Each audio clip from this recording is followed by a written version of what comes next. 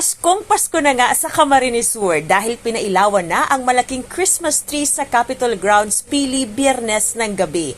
Lalong nagningning ang paligid na papakanta sa mga Christmas songs.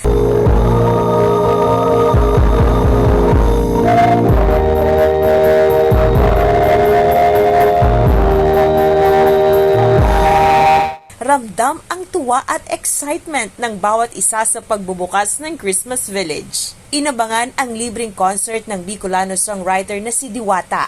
Sana ang hiling natin na mapabilang sa mga malalamigang Pasko. Sana next year, mas maging maganda ang takbo ng taon ninyong lahat. Kasi alam ko naging mahirap yung itong taon na to para sa ating lahat. And sana maging bearable pa rin. And sana mahanap ka mga single, sana mahanap nito mga padaba lindo. Nakiisa ang Team One Camsur sa okasyon. Maaga ang kanilang selebrasyon bilang pasasalamat na rin sa mga dumalo.